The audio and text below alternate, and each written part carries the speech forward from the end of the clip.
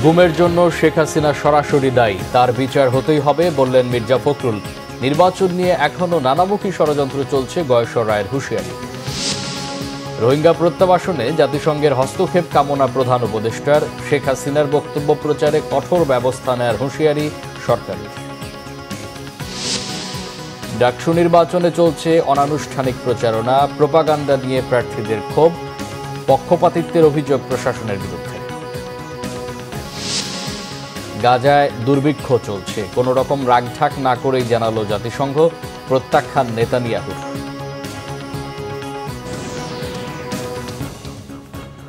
দেখছিলেন crown cement সংবাদ শিরোনাম, এবার বিস্তারিত। পালিয়ে যাওয়া ফ্যাসিস্ট শেখ হাসিনা গত 15 বছরের হত্যা ও গুমের সাথে সরাসরি জড়িত বলে মন্তব্য করেছেন বিএনপি মহাসচিব মির্জা ফখরুল ইসলাম আলমগীর। তাই শেখ হাসিনা সহ গুমের সাথে জড়িতদের সর্বোচ্চ শাস্তি দাবি করেন তিনি। চূড়ান্ত বিচার না হওয়া পর্যন্ত গুম হওয়া পরিবারের সাথে বিএনপি থাকবে বলেও জানান মির্জা ফখরুল। রিপোর্ট করছেন সিকান্দার রেমান। 30 আগস্ট আন্তর্জাতিক গুম দিবস। এ উপলক্ষে গুম হওয়া ব্যক্তিদের পরিবারের সংগঠন মায়ের ডাক স্মৃতিচারণ ও প্রদর্শনী করেছে। রাজধানীর মানিক মিয়া এভিনিউয়ে আয়োজিত এ অনুষ্ঠানে বিএনপি মহাসচিব মির্জা ফখরুল ইসলাম আলমগীরের বক্তব্যে পরিবেশ ভারী হয়ে ওঠে। ইলিয়াস আলী গুম হয়ে যাওয়ার পরে তার বাসায় যখন গেলাম, তখন তার মেয়েটির বয়স মাত্র 6। সে ভয়ে কষ্টে দুঃখে আমাদের সামনে আসছিল না, এবং তার পরের বছর যখন আবার গেলাম সে একই দিনে, তখন দেখলাম তার মা বলছে যে আমার মেয়েটা এখনো ওই দরজার দিকে তাকিয়ে থাকে, যদি তার বাবা ফিরে আসে না, আসার কথা নয়। যারা রাজনীতিবিদদের হত্যা করেছে, যারা গুম করে নিজেদের ক্ষমতা টিকিয়ে রেখেছে, সেই ফ্যাসিবাদী সরকারের বিচার হবে বলেও জানান বিএনপি মহাসচিব। আজকে প্রমাণিত হয়েছে যে হাসিনা এই হত্যাকাণ্ডগুলোর জন্য দায়ী, হাসিনা এই গুমের জন্য দায়ী। সুতরাং হাসিনার বিচার অবশ্যই হতে হবে, এই দেশের মাটিতে হতে হবে, এবং তার সর্বোচ্চ শাস্তি হতে হবে। আপনারা কেউ নিরাশ হবেন না। জনগণের আন্দোলন কখনো ব্যর্থ হয় না, আজ পর্যন্ত হয়নি। এর প্রমাণ আপনারাই আন্দোলন করে সেটাকে সফল করেছেন। আপনারাই দেখবেন, বিশেষ করে আমার তরুণেরা, যুবকেরা, এই শিশুরা দেখবে তাদের পিতা, তাদের ভাইয়ের যে প্রতি অন্যায় করা হয়েছে সেটার বিচার তারা দেখে যেতে পারবে। পরে গুম হওয়া ব্যক্তিদের পুরনো ছবি নিয়ে প্রদর্শনীর উদ্বোধন করেন বিএনপি মহাসচিব মির্জা ফখরুল ইসলাম আলমগীর। সিকান্দার রেমান, বাংলা ভিশন, ঢাকা। এদিকে বিএনপির স্থায়ী কমিটির সদস্য গয়েশ্বর চন্দ্র রায় বলেছেন, নির্বাচন নিয়ে এখনও নানামুখী ষড়যন্ত্র চলছে। শুক্রবার কেরানীগঞ্জের জিঞ্জিরা ঈদগাহ মাঠে বিএনপি চেয়ারপারসন বেগম খালেদা জিয়ার জন্মবার্ষিকী উপলক্ষে দোয়া ও মিলাদ মাহফিল অনুষ্ঠানে প্রধান অতিথির বক্তব্যে তিনি এসব কথা বলেন। এ সময় তিনি আরও বলেন, দলের ভারপ্রাপ্ত চেয়ারম্যান তারেক রহমান যখন দেশে ফিরবেন তখনই বোঝা যাবে দেশ নির্বাচনের দিকে অগ্রসর হচ্ছে। জিঞ্জিরা ইউনিয়ন বিএনপির সভাপতি মোকাররম হোসেন সাজ্জাদের সভাপতিত্বে সময় অন্যান্যদের মধ্যে বক্তব্য রাখেন ঢাকা জেলা বিএনপির সাধারণ সম্পাদক অ্যাডভোকেট নিপুণ রায়চৌধুরী, বিএনপি নেতা ওমর শাহনেওয়াজ, আশরাফ হোসেন সহ অন্যান্যরা। পিআর ছাড়া দেশে প্রচলিত পদ্ধতিতে নির্বাচন করতে দেওয়া হবে না বলে হুঁশিয়ারি দিয়েছেন ইসলামী আন্দোলনের আমির সৈয়দ মোহাম্মদ রেজাউল করিম। বলেন, সংস্কার ও হত্যার বিচার নিয়ে সরকার ওয়াদা ভঙ্গ করেছে। শুক্রবার বিকেলে রাজধানীর শাহবাগে ইসলামী ছাত্র আন্দোলনের 34তম প্রতিষ্ঠাবার্ষিকী উপলক্ষে আয়োজিত সমাবেশে এসব কথা বলেন সৈয়দ মোহাম্মদ রেজাউল করিম। বলেন, পিআর পদ্ধতিতে নির্বাচন বন্ধ করতে অনেক রাজনৈতিক দল খোঁড়া যুক্তি তুলে ধরছে। তার দাবি, সিংহভাগ রাজনৈতিক দল পিআর পদ্ধতিতে নির্বাচন চায়। বলেন, পিআর পদ্ধতিতে নির্বাচনের জন্য গণভোটের আয়োজন করতে হবে। সমাবেশে ইসলামী আন্দোলনের সিনিয়র সহসভাপতি সৈয়দ মোহাম্মদ ফয়জুল করিম বলেন, মৌলবাদীদের এত বছর বিএনপি ব্যবহার করেছে, কিন্তু তাদের কোনো দাবি বাস্তবায়ন করেনি, যা মৌলবাদীরা জেনে যাওয়ায় বিএনপি নেতারা এখন বিরোধিতা করছে। অন্তর্বর্তীকালীন সরকারকে আপনার কমিটমেন্ট ছিল সংস্কার করবেন, খুনিদের বিচার দৃশ্যমান করবেন, তারপরে আপনারা জাতীয় নির্বাচনের ব্যবস্থা করবেন। এখন পর্যন্ত আমাদের মৌলিক সংস্কার আমরা দেখছি না, হয় নাই। এরপরে আমরা দৃশ্যমান কোনো বিচার দেখি না, এটা দৃশ্যমান করতে হবে। আর সাথে সাথে বড় সংস্কার হলো এই 53 বছরে যে পদ্ধতিতে নির্বাচন হয়েছে, এই নির্বাচনের মাধ্যমেই ফ্যাসিস্ট তৈরি হয়েছে, খুনি তৈরি হয়েছে, চাঁদাবাজ তৈরি হয়েছে, আমাদের দেশের টাকা বিদেশে পাচার হয়েছে। এই নির্বাচনের বাংলা জমিতে জুলাই সনদের সমন্বিত খসড়া নিয়ে মতামত দিয়েছে বিএনপি সহ 23টি দল। দলগুলো লিখিতভাবে তাদের মতামত জাতীয় ঐকমত্য কমিশনে জমা দিয়েছে। শুক্রবার গণমাধ্যমে পাঠানো এক বিবৃতিতে ঐকমত্য কমিশনের গণসংযোগ দপ্তর এসব তথ্য জানিয়েছে। এসব দলের মধ্যে বিএনপি, জাতীয় নাগরিক পার্টি, এনসিপি, গণফোরাম, বাংলাদেশের সমাজতান্ত্রিক দল, বাসদ সহ বড় ও ছোট নানা দল রয়েছে। তবে জামাতের মতামত দেয়া নিয়ে ধোঁয়াশা তৈরি হয়েছে। কমিশনের সংবাদ বিজ্ঞপ্তিতে জামাত মতামত জমা দিয়েছে বলে বলা হলেও প্রথম আলোর এক প্রতিবেদনে বলা হয়েছে দলটির সেক্রেটারি জেনারেল মিয়া গোলাম পরোয়ার গতকাল সন্ধ্যা জানিয়েছেন শনিবার কমিশনে মতামত জমা দেবে তার দল। গণঅভ্যুত্থানের মধ্য দিয়ে ক্ষমতায় আসা অন্তর্বর্তী সরকার রাষ্ট্রের বিভিন্ন ক্ষেত্রে সংস্কার আনার উদ্যোগ নেয়। প্রথম ধাপে গঠিত 6টি সংস্কার কমিশনের 84টি প্রস্তাবের ভিত্তিতে জুলাই জাতীয় সনদ নামে দলিল তৈরির কাজ চলছে। গত 29 জুলাই রাজনৈতিক দলগুলোকে এই সনদের প্রথম খসড়া দেয় জাতীয় ঐকমত্য কমিশন। এরপর দলগুলোর মতামতের ভিত্তিতে তৈরি করা হয় সমন্বিত খসড়া, যা গত শনিবার দলগুলোর কাছে পাঠানো হয়। প্রধান উপদেষ্টা অধ্যাপক মোহাম্মদ ইউনূসের সাথে সাক্ষাৎ করেছেন মিয়ানমারের মানবাধিকার পরিস্থিতি বিষয়ক জাতিসংঘের বিশেষ দূত টম অ্যান্ড্রুজস। বৃহস্পতিবার এই সাক্ষাতে আন্তর্জাতিক অঙ্গনে রোহিঙ্গা ইস্যুকে সর্বাগ্রে রাখার জন্য প্রধান উপদেষ্টার নেতৃত্বের প্রশংসা করেন তিনি। 30 সেপ্টেম্বর নিউ ইয়র্কের জাতিসংঘ সদর দপ্তরে হতে যাওয়া রোহিঙ্গা বিষয়ক জাতিসংঘের আন্তর্জাতিক সম্মেলন আয়োজনের প্রধান উপদেষ্টার সফল উদ্যোগের কথা উল্লেখ করেন অ্যান্ড্রুজস। রোহিঙ্গা সংকট সমাধানে এই সম্মেলন পথ নির্দেশিকা হবে বলে প্রত্যাশা ডক্টর ইউনূসের। বাংলাদেশে আশ্রয় নেওয়া রোহিঙ্গাদের জন্য পর্যাপ্ত তহবিলের প্রাপ্যতা নিশ্চিত করতে প্রচেষ্টা অব্যাহত রাখার আহ্বান জানান তিনি। 25 অগাস্ট কক্সবাজারে রোহিঙ্গা ইস্যুতে স্টেক হোল্ডারদের সংলাপে অংশ নিতে অ্যান্ড্রুজস বাংলাদেশ সফর করছেন। অনুষ্ঠানটি উদ্বোধন করবেন প্রধান উপদেষ্টা। শেখ হাসিনার বক্তব্য প্রচারে গণমাধ্যমগুলোকে সতর্ক করে সংবাদ বিজ্ঞপ্তি দিয়েছে সরকার। সরকারের নিষেধ অমান্যকারী সংবাদ মাধ্যমগুলো আইনি জবাবদিহিতার আওতায় পড়বে বলেও বিবৃতিতে জানানো হয়েছে। অন্তর্বর্তীকালীন সরকারের দেয়া বিবৃতিতে জানানো হয়, বাংলাদেশের টেলিভিশন, সংবাদ এবং অনলাইন আউটলেটগুলিতে ফৌজদারি অপরাধে দণ্ডিত অপরাধী এবং গণহত্যা ও মানবতা বিরোধী অপরাধে অভিযুক্ত পলাতক আসামি আওয়ামী লীগের নেত্রী শেখ হাসিনার অডিও সম্প্রচার এবং প্রচার 2009 সালের সন্ত্রাস বিরোধী আইনের গুরুতর লঙ্ঘন।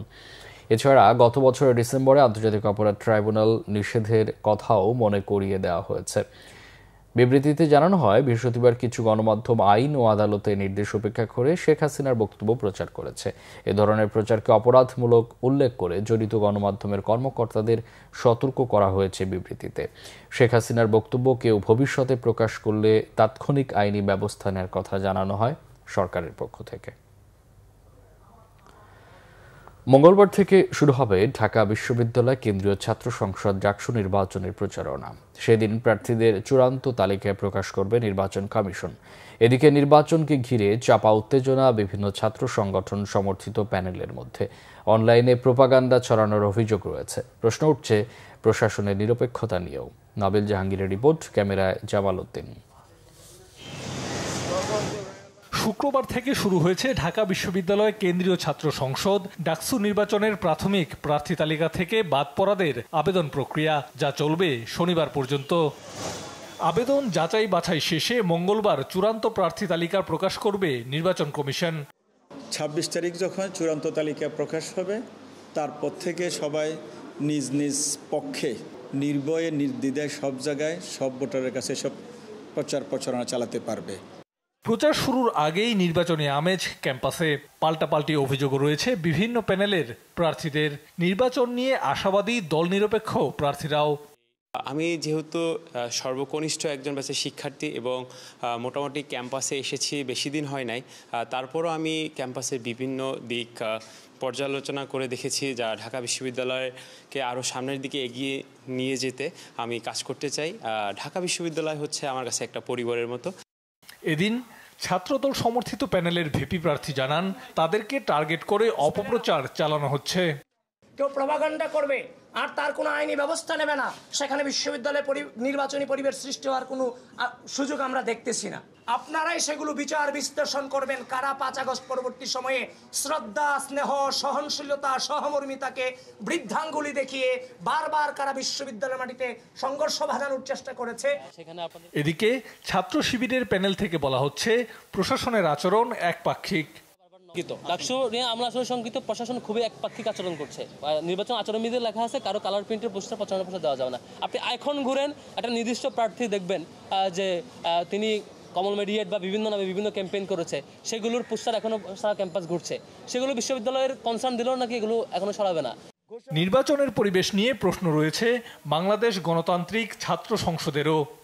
আমরা যখন দেখি আচরণবিধি লঙ্ঘন করতেছেন, একই সাথে নিজের বৃদ্ধাঙ্গুলি দেখে সেটা প্রচার করতেছেন, বিশ্ববিদ্যালয় প্রশাসন, নির্বাচন কমিশন নির্লিপ্ত ভূমিকা পালন করতেছেন, সেই জায়গায় আমাদের সংখ্যার জায়গা তৈরি হয়। বিশ্ববিদ্যালয়ের একটা শিক্ষার্থী সংসদ নামে 2টো গ্রুপ আছে, সেই গ্রুপগুলো আমরা দেখছি বট আইডি দিয়ে কীভাবে হচ্ছে গিয়ে মানে কি নির্বাচনের পরিবেশ যদি অস্থিতিশীল করার জন্য যে পায়তারা করা হয় সেটা অনলাইন কেন্দ্রিক বেশি হয়। সেই বিষয়ে আমরা বারবার করে কনসার্ন জানিয়ে আসতেছি। সাধারণ শিক্ষার্থীদের প্রত্যাশা, হিংসা প্রতিহিংসা নয়, নির্বাচন হবে বন্ধুত্বপূর্ণ প্রতিযোগিতায়। নাবিল জাহাঙ্গীর, বাংলা ভিশন, ঢাকা। পরীক্ষায় অকৃতকার্যতা বা ব্যর্থতা মানেই জীবন থেমে যাওয়া নয়। মনের জোর দিয়ে আবারও উঠে দাঁড়াতে হবে, যেতে হবে এগিয়ে। মার্কশিটের চেয়ে জীবনের মূল্য অনেক বেশি। রেজাল্টের পর শিক্ষার্থীদের মধ্যে আত্মহত্যার প্রবণতা কমাতে অনেক বড় ভূমিকা রাখতে পারেন শিক্ষক ও অভিভাবকরা। এ বিষয়ে তাদের মধ্যে সচেতনতা বাড়াতে বিভিন্ন সংস্থা কাজ করছে। আসমা আক্তার নুপুরের রিপোর্ট, ক্যামেরায় ছিলেন জহিরুল হক জনি। পরীক্ষার রেজাল্ট প্রকাশের পর কৃতী শিক্ষার্থীদের উচ্ছ্বাস প্রকাশের চিত্রের আড়ালে চাপা পড়ে যায় প্রত্যাশিত ফলাফলে ব্যর্থ শিক্ষার্থীদের মনোবেদনা।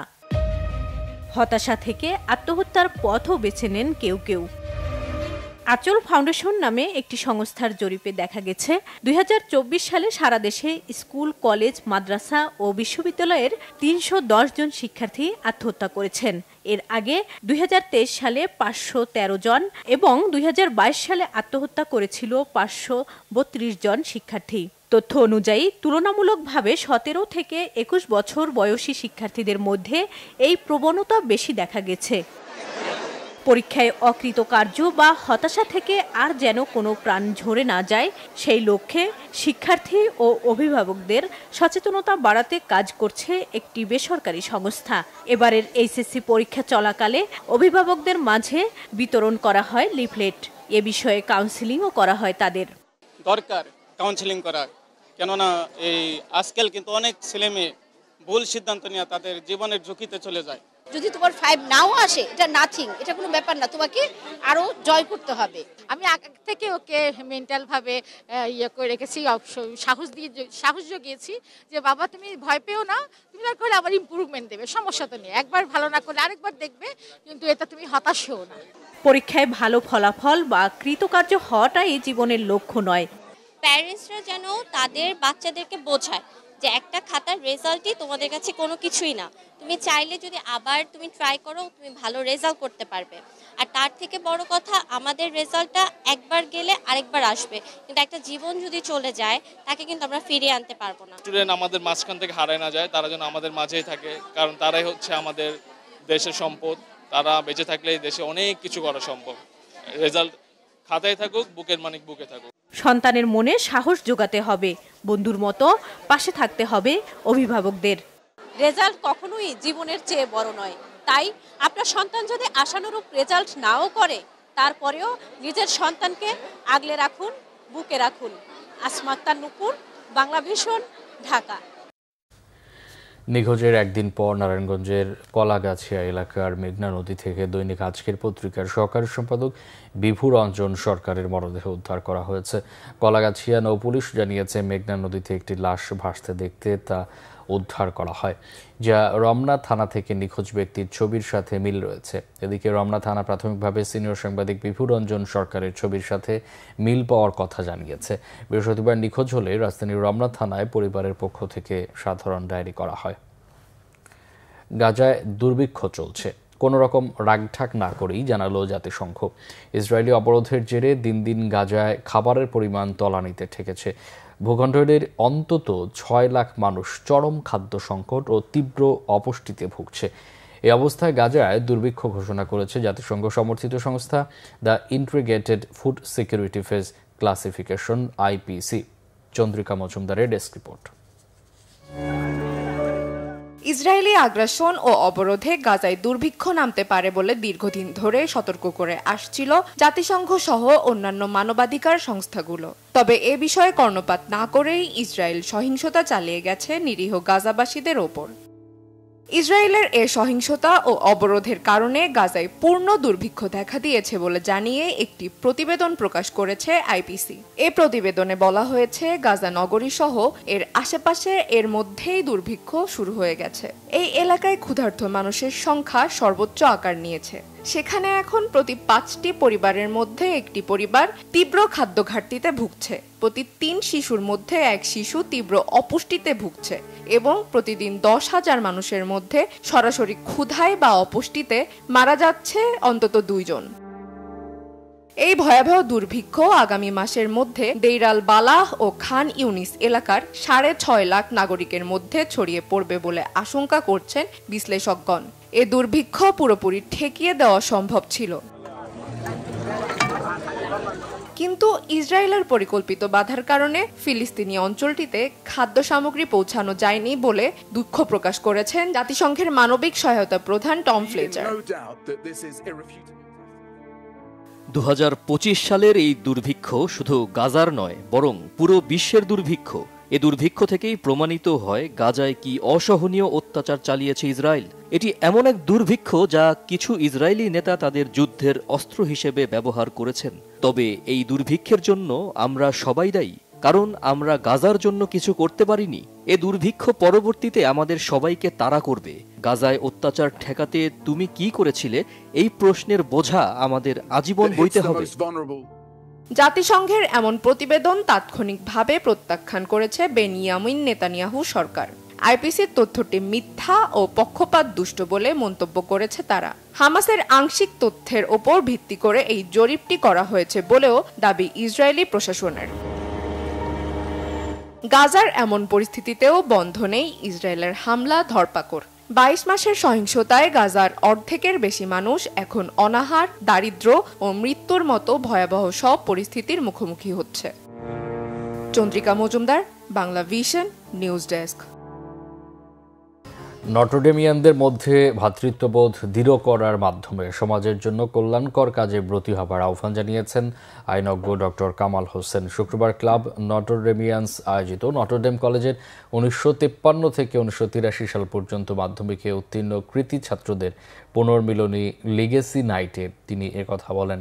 সাবেক নটরডেমিয়ান ডক্টর কামাল হোসেন বলেন, দেশ গঠনে যে ভূমিকা এরই মধ্যে প্রাক্তন নটরডেমিয়ানরা রেখেছেন, আগামীতেও তার ধারা অব্যাহত রাখতে হবে। ভ্রাতৃত্ববোধের যে শিক্ষা কলেজ জীবনে লাভ করেছেন, পরবর্তী জীবনেও তা ধারাবাহিকতা বজায় রাখার উপর গুরুত্ব আরোপ করেন তিনি। ক্লাব নটরডেমিয়ান্সের সভাপতি অবসরপ্রাপ্ত ব্রিগেডিয়ার জেনারেল মোহাম্মদ রেফায়েতুল্লাহর সভাপতিত্বে লিগেসি নাইটে ফরচুন গ্রুপের chairman Abu Taher, Agrani bank chairman Abu Naser Bakhtiar, one bank chairman ও ক্লাবের প্রতিষ্ঠাতা শহীদুল্লাহ খান বাদল সহ প্রাক্তন কৃতী নটরডেমিয়ানরা উপস্থিত ছিলেন। বাণিজ্য উপদেষ্টা শেখ বশিরউদ্দিন বলেছেন, বাণিজ্যের বৈচিত্র্যকরণ ও ব্যবসার সক্ষমতা বৃদ্ধির জন্য বিভিন্ন দেশের সঙ্গে দ্বিপাক্ষিক সম্পর্ক জোরদার করার চেষ্টা করছে সরকার। শুক্রবার দুপুরে চট্টগ্রাম ওয়ার্ল্ড ট্রেড সেন্টারে বাণিজ্য উপদেষ্টা এবং পাকিস্তানের বাণিজ্যমন্ত্রী জাম কামাল খান সঙ্গে ব্যবসায়ীদের মতবিনিময় সভায় তিনি এসব কথা বলেন। সভায় চামড়া ও চিনি শিল্প, গার্মেন্টস শিল্প, কৃষি ও খাদ্যপণ্য, ফল আমদানি ও রপ্তানি নিয়ে আলোচনা করা হয়। অন্যদিকে পাকিস্তানের বাণিজ্যমন্ত্রী জাম কামাল খান বলেন, বাংলাদেশের সঙ্গে বাণিজ্য ও বিনিয়োগ সহযোগিতা বাড়াতে চায় পাকিস্তান। এবছরের শেষে বাংলাদেশের সাথে পাকিস্তানের সরাসরি ফ্লাইট চালু হলে দেশ দুটির মধ্যে আমদানি রপ্তানি বাণিজ্যে নতুন দুয়ার উন্মোচিত হবে।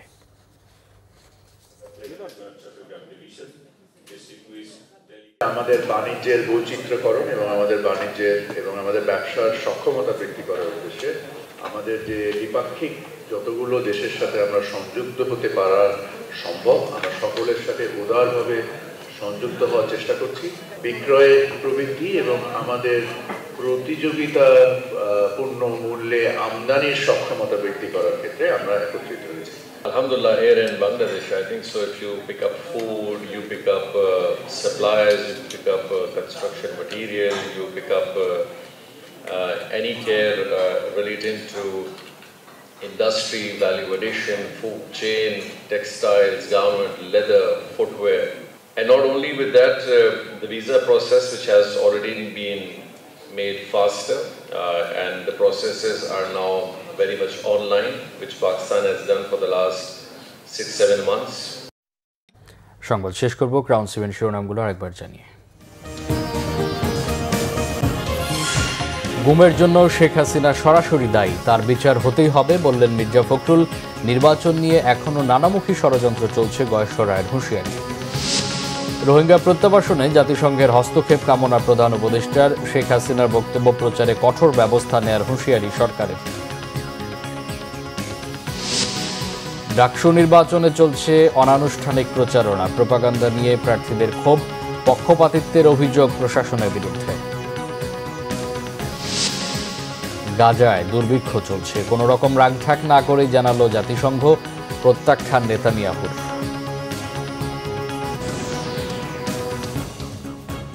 এই ছিল এখনকার মতো, পরের সংবাদ সকাল 10টায়। এর আগে 9টায় রয়েছে নিউজ টপ 10 দেখার আমন্ত্রণ রইল। এছাড়া বাংলা ভিশন সংবাদ ও সংবাদ সংশ্লিষ্ট অনুষ্ঠান দেখতে ভিজিট করুন www.bfnews24.com ও facebook.com/banglavisionnews এবং সাবস্ক্রাইব করুন youtube.com/banglavision। এতক্ষণ সাথে থাকায় অসংখ্য